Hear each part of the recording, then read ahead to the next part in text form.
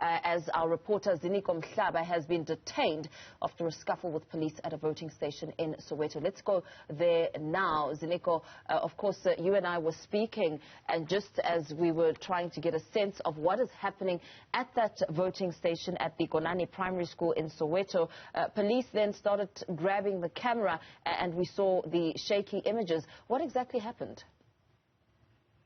I must just say right now, as I'm speaking to you, the van is pulling up to arrest me, to take me to the nearest police station. I'm currently being handcuffed. I'm put in a golf police vehicle. So, yeah, so the reason why I'm being arrested actually because I was allegedly obstructing justice. So I asked them, what justice am I obstructing? Because I'm here to report. I've got my accreditation and I'm at the place where I'm supposed to be. So the police started being emotional. They started grabbing our equipment. And they started chasing us. They wanted to chase us out of the facility. So I asked them, why are you chasing out of this facility? Because we're supposed to be here, and we've got accreditation to prove. They did not want to listen to me. They were just pushing me out. So I asked them, okay, fine, if you're arresting me, what are you arresting me for? What corruption, what crime have I committed? They did not answer the question.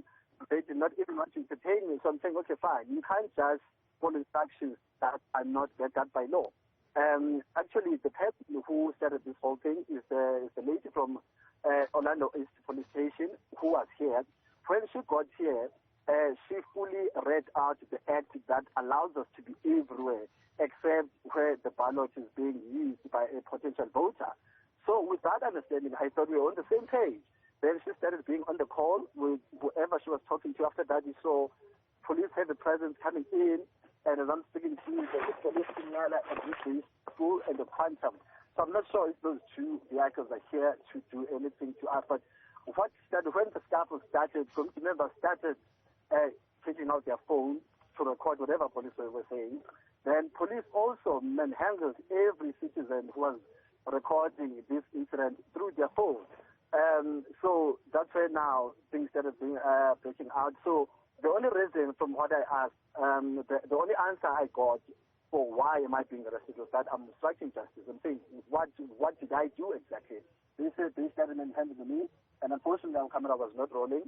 And as I'm speaking to you right now, Judy, I'm inside a VW van, a VW Golf vehicle of the SAPS.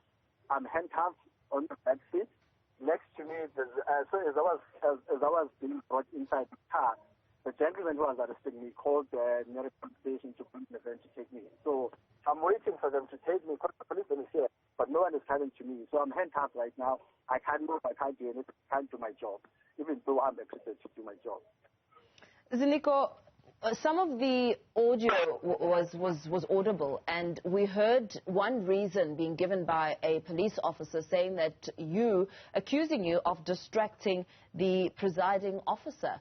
What are they talking about?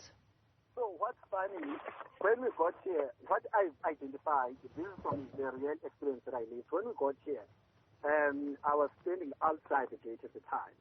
And then, because we wanted to do our first crossing, and then we had a problem with our equipment. Then I went inside with my accreditation to introduce myself to whoever, to the ISO officials who were there, to tell them that I'm here to cover history, especially at this center. And then she said, that's fine, but you're not allowed to be inside the school. I said, no, that is actually not accurate. I'm supposed to be here, and I can be anywhere except at the ballot box, where I'm not supposed to do any recording. She understood. And then she came back to me. So as I was engaging, even off camera, I was not even carrying a pen, I was just carrying my phone, talking to party agents, just trying to set up interviews for my possible crossing. She comes to me. She says, you're not supposed to be doing any interviews with anyone. I'm saying, which interview am I talking about? And even if I was doing an interview, you are not allowed to be, you don't have any right to tell me who to talk to except IEC officials. Because I understand fully that the only people I must not talk to are IEC officials. I can talk to the voters outside their ballot box. I can speak to party agents anywhere except the ballot box. Then she said, no, that's not the law.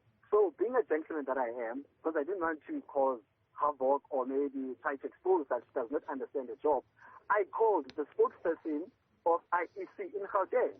as a journalist, I understand that I'm not allowed to be engaging with anyone who's not authorized to speak on behalf of the convention.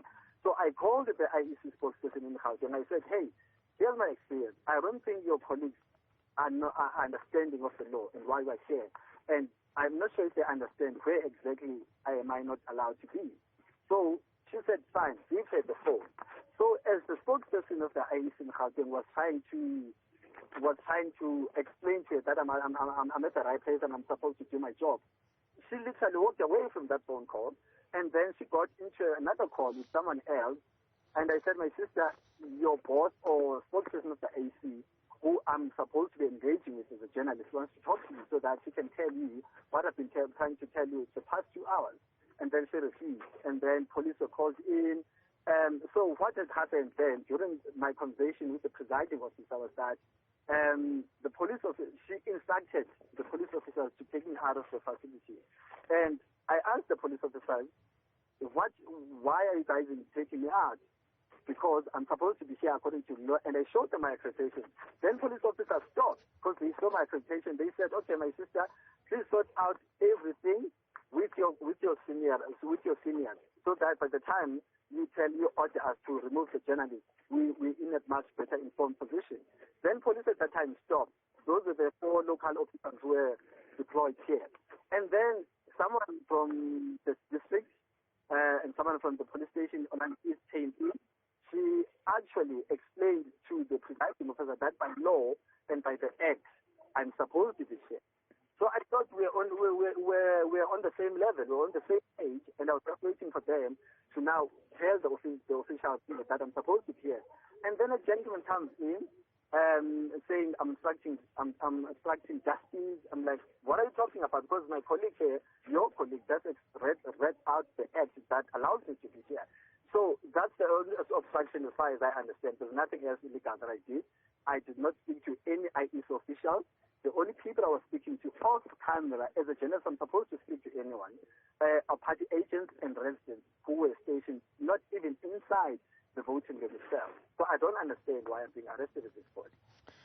Very well. Really disturbing story there coming out of our reporter Ziniko Mhlaba, who's been arrested. He says he's handcuffed as he speaks to us, speaking about what appears to really just be a story with not much substance when it comes to why police have handcuffed him and treated him in this manner. We will continue to monitor the developments there, of course, keeping in close contact with our reporter Ziniko, who was out ready to bring you some coverage of what's happening at a voting station out in Soweto. Orlando East Police being heavy-handed there, and also you saw the scuffle breaking out with the other people who are now taking videos of what was happening. We saw police then pushing and shoving some of those people. We will continue to bring you more.